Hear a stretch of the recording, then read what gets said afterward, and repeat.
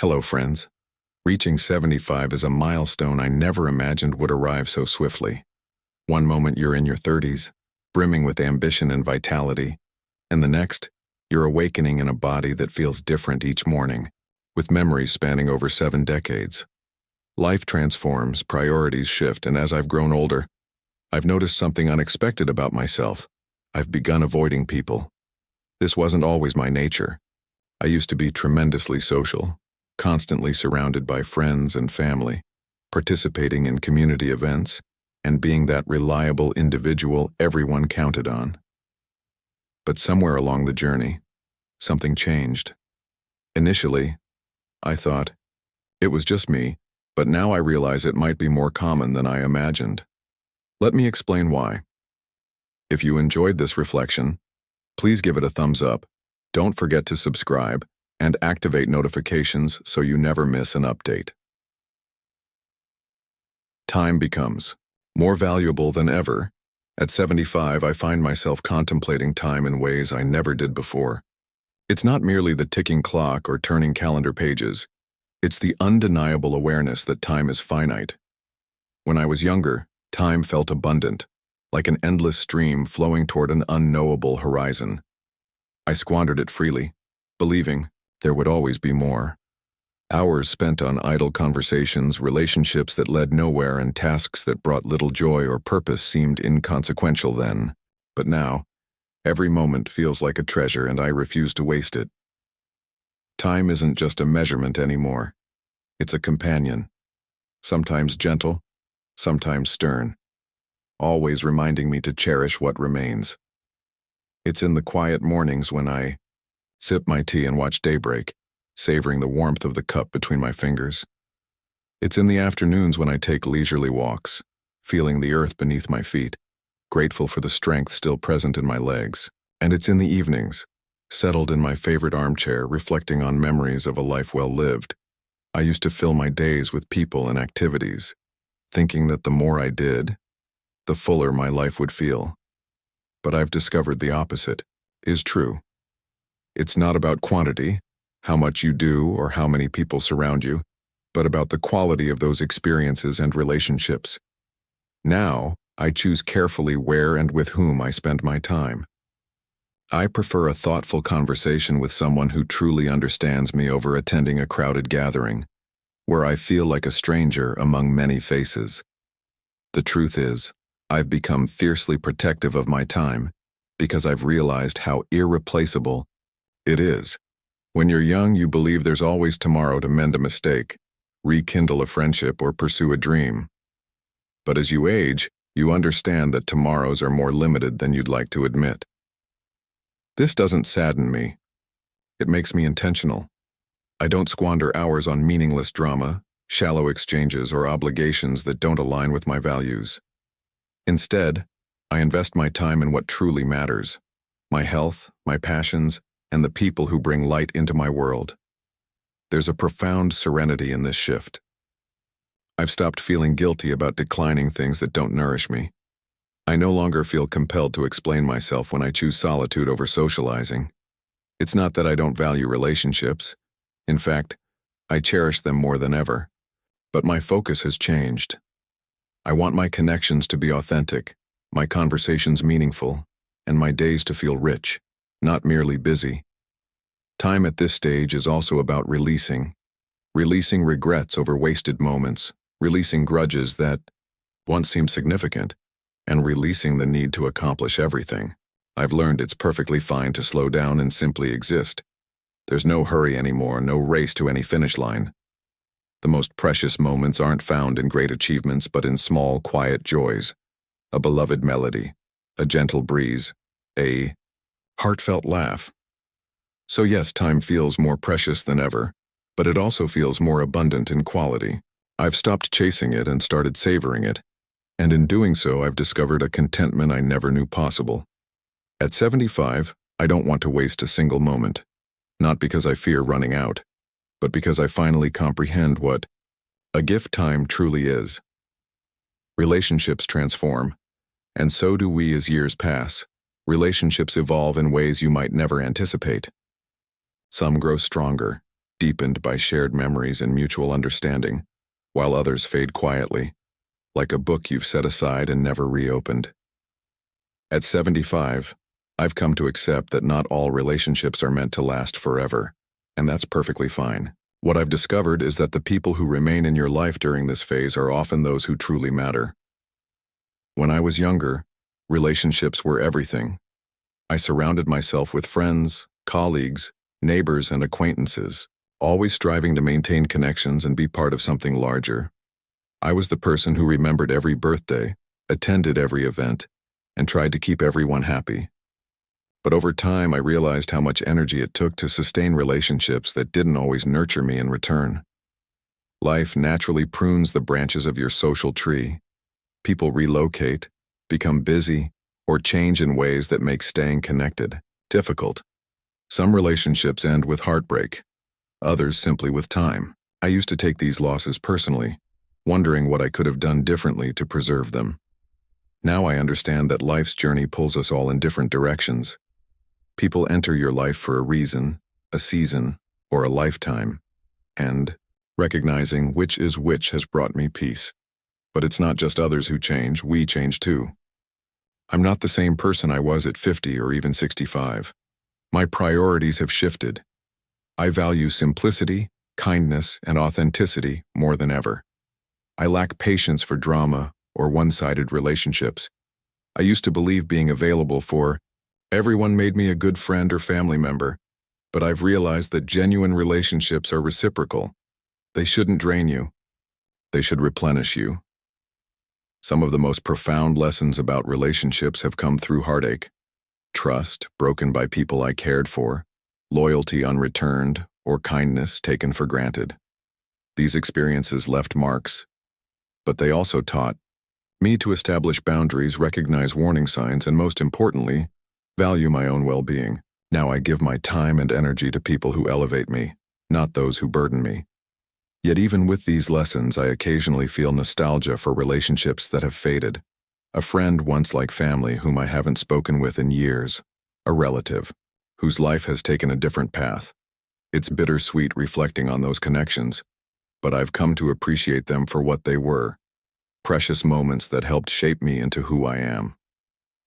Trust becomes more complex. The older you become, the more you realize how fragile trust can be. In my younger years, I trusted easily, believing in people's inherent goodness and intentions. But as life unfolded, I encountered betrayal in ways that left me more cautious. Trust, once lost, is difficult to restore, and at 75, I find myself far more selective about whom I allow into my inner circle. It's not that I'm bitter or resentful, I'm not, but experience has taught me to be careful. Over the years, I've been disappointed by people I never expected would hurt me. A friend who proved more interested in what I could provide than in who I was. A business partner who prioritized personal gain over our shared vision. Even family members who, for reasons I may never fully comprehend, distanced themselves in ways that left me questioning what went wrong. These experiences presented me with a choice. Completely close myself off or approach new relationships with a blend of openness and caution. I chose the latter, but that caution comes with a cost. When someone new enters my life, my initial reaction isn't excitement or curiosity, it's wariness. I find myself wondering about their motives and intentions. It's not a mindset I enjoy, but it's one born from necessity. However, I've also learned that trust isn't solely about others. It's about trusting yourself. Trusting your instincts when something feels wrong. Trusting your ability to walk away from toxic individuals regardless of how long they've been in your life. And trusting that it's acceptable to protect your heart, even if it means maintaining distance. Still, trust remains complex. I've encountered people in recent years who have renewed my faith in humanity, even if just slightly. A kind stranger who assisted when I dropped something at the market. A neighbor who checks in during severe weather. These moments remind me that while trust may be harder to give now, it's not impossible. At this stage of life, I've come to terms with the fact that trust will always require delicate balance. It's not about building walls so high nobody can scale them. It's about creating gates strong enough to keep out harm, but accessible enough to permit love, kindness, and connection when it feels right. Ultimately, relationships and trust have become simpler in their complexity. I treasure the few people I trust completely and maintain firm boundaries with those who haven't earned it. And while I may never trust as readily as I once did, I've come to value my existing relationships even more deeply. At 75, that feels like a gift worth cherishing. The world feels different now at 75. The world feels like an entirely different place from the one where I grew up. It's not just the pace of life that has transformed. It's the very fabric of how we interact with each other. Sometimes I look around and wonder where the warmth and simplicity of human connection have gone. I grew up when neighbors were like extended family. We knew each other by name, visited unannounced to share coffee, and offered assistance before anyone needed to ask. Families gathered regularly, not out of obligation, but from genuine affection and joy. There was an ease in those relationships, a sense of belonging that didn't require constant effort to maintain. But now everyone seems so busy pursuing something: success, recognition, or simply keeping pace with modern life's demands. People don't visit as they once did. Conversations have become rushed, as though we're all racing against an invisible clock. Even within families, connections sometimes feel thinner, stretched by both physical and emotional distance. Technology, for all its conveniences, has contributed to this shift. Don't misunderstand. I'm grateful for video calls with my grandchildren and staying connected with old friends through social media. But simultaneously, I can't help feeling that these screens have created barriers between us. There's something irreplaceable about sitting across from someone, hearing the nuances in their voice and feeling their presence's warmth. The constant notifications, news updates, and endless scrolling can feel overwhelming. It's as if the world has become noisier yet lonelier simultaneously. There are moments when I simply want to disconnect, silence the phone, and retreat into my thoughts' quietude. Then there's the matter of values. Today's world often seems unrecognizable, with priorities seemingly distant from what I was taught to treasure: honesty, kindness, and community. It's not that these values have vanished entirely, but they're harder to discern amidst the noise of self-promotion and endless competition. I often yearn for the past's simplicity, not because I resist change, but because I miss genuine human connection's depth. Back then, relationships felt more grounded, less transactional. People weren't constantly distracted, and there was an unspoken understanding that time together was precious. Yet I also acknowledge that nostalgia sometimes paints the past in gentler colors than it deserves. Life was never perfect, and every era has its challenges.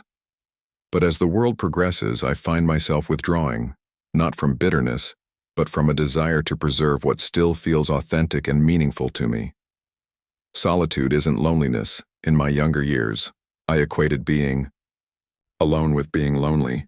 The thought of spending an evening by myself seemed unbearable, as though solitude was something to avoid at all costs. But now I understand that solitude isn't something to fear.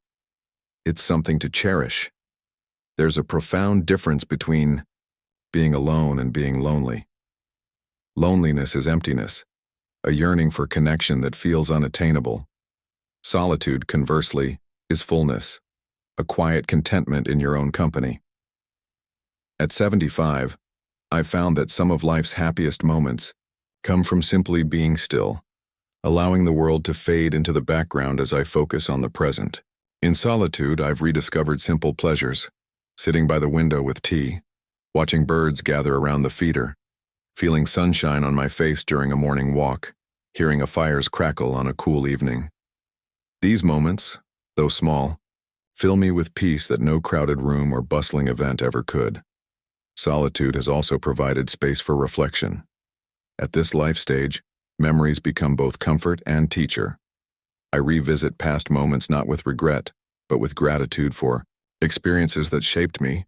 In my thoughts' quietude, I've made peace with things I once struggled to understand. This doesn't mean I've completely withdrawn from the world. I still enjoy seeing my grandchildren's excitement when they visit, reconnecting with old friends, or supporting causes that matter to me. But those connections feel more meaningful now because they're chosen, not obligatory.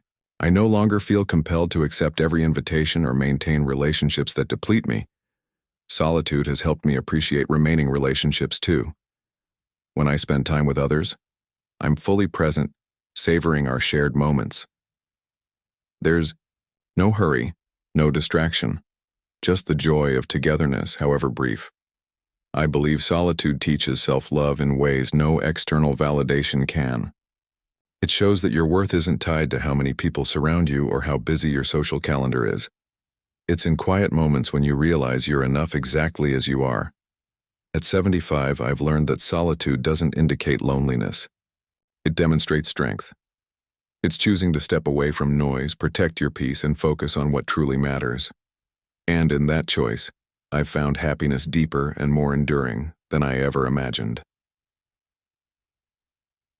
Why I avoid people now, at this life stage. Avoiding people isn't about bitterness or resentment, it's about tranquility.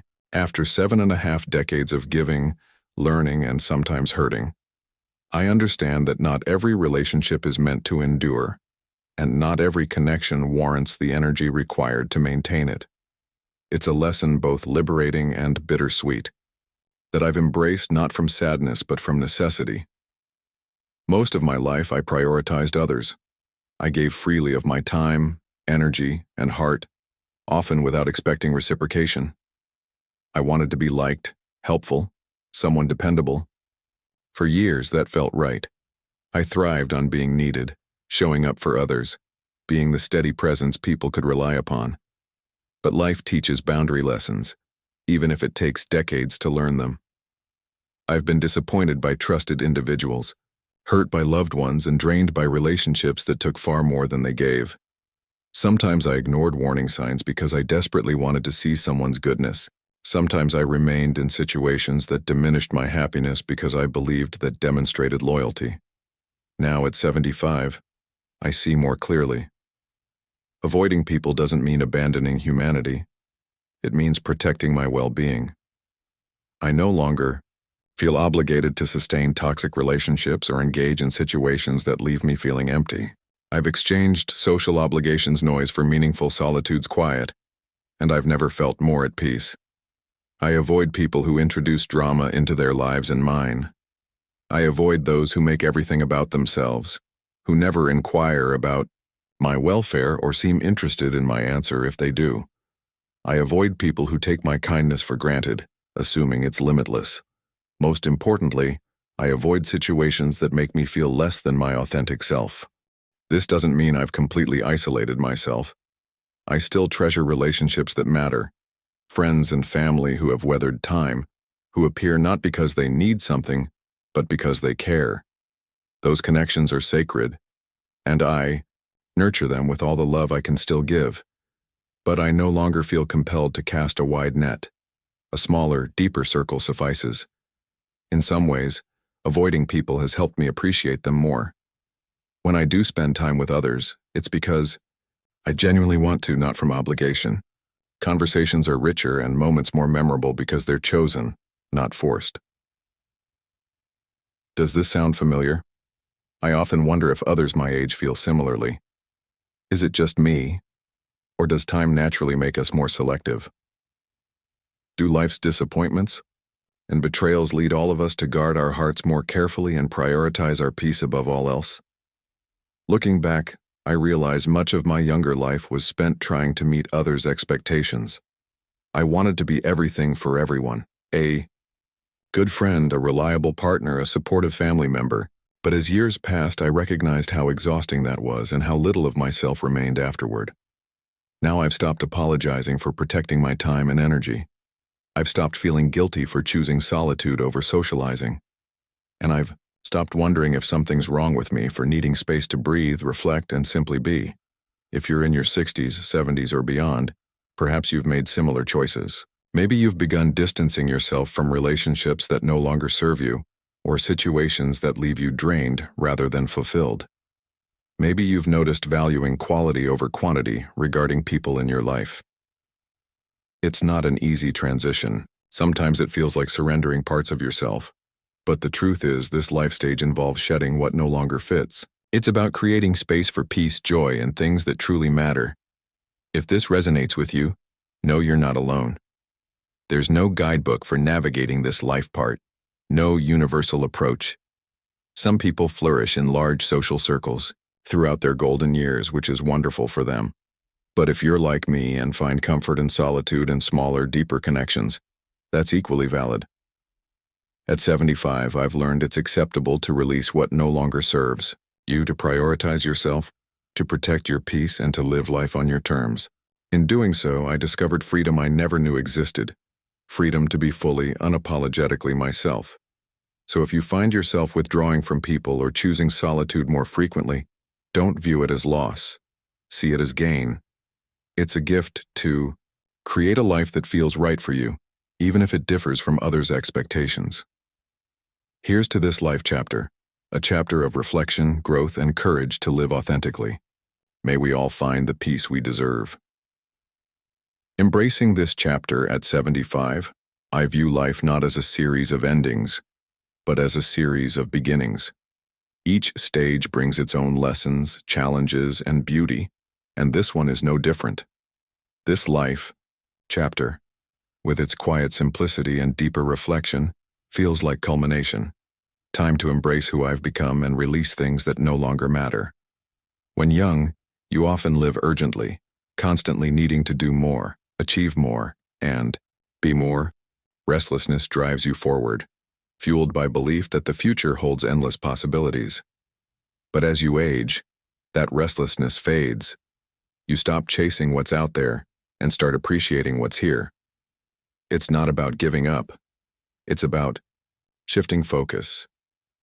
This chapter emphasizes simplicity, savoring small, often unnoticed moments. Morning light through windows, a grandchild's laughter, a loved one's familiar embrace. These moments anchor me, reminding me of what truly matters. It's also about reflection. At 75, I review my life not regretfully but gratefully. There were triumphs bringing pride, mistakes teaching resilience, and heartbreaks shaping me in ways I couldn't understand then. Each experience, however small, has woven my life's tapestry. But this chapter isn't merely retrospective. It's also forward-looking. There's quiet excitement knowing I still have time to create, learn, and grow. Time to focus on what brings joy, whether nurturing gardens, exploring new hobbies, or simply being still. One of this chapter's most beautiful aspects is its freedom. Freedom to release expectations, both others and my own. I no longer need to prove anything or meet arbitrary success standards. Instead, I've embraced that simply being is enough. This chapter has taught me the importance of declining obligations that drain me, declining relationships no longer serving me, and declining pressures to be everything for everyone. In doing so, I've created space for what truly matters: peace, love, and connection. Aging brings a certain courage, willingness to live authentically and unapologetically. I no longer fear judgment for my choices or misunderstanding of my actions. At 75, I've earned the right to prioritize my well-being, speak my truth, and live life on my terms. This chapter also emphasizes gratitude. Gratitude for the life lived, people loved, and memories created.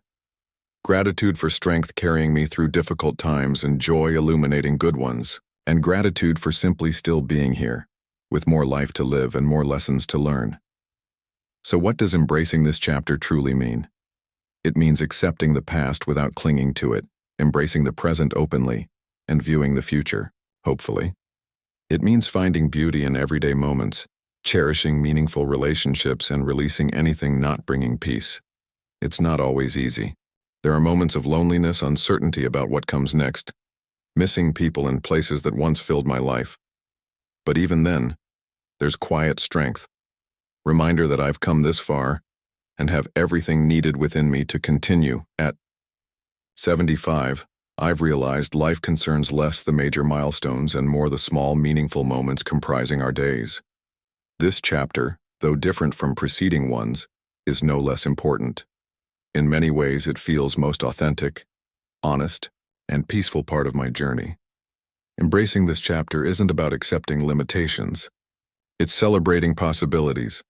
It's honoring the life lived while remaining open to whatever follows. And most importantly, it's about living fully, deeply, and unapologetically, one day at a time. Closing thoughts at 75. Life has taught me it's not about quantity of achievements or possessions, but quality of what you cherish. The moments, connections, and inner peace. I've found joy in simplicity, strength in solitude, and fulfillment in focusing on what truly matters. Avoiding people isn't about bitterness. It's about protecting hard-earned peace. If you're walking a similar path, know it's perfectly fine to choose what feels right for you. This chapter is ours to embrace, however brings most contentment. Here's to living authentically and savoring every moment we're given. Take care, and thank you for sharing this journey. These reflections aim to inspire authentic, full living. I'd love hearing from you. Take a moment to consider and share one lesson you've learned and plan to apply in your life. Let's support each other on this journey toward embracing these truths. If you enjoyed this reflection, please comment with 1. If not, feel free to comment with 0. Your feedback matters greatly. Don't forget to like, share, and subscribe to our channel for similar content. Thank you for reading, and here's to living life on your own terms.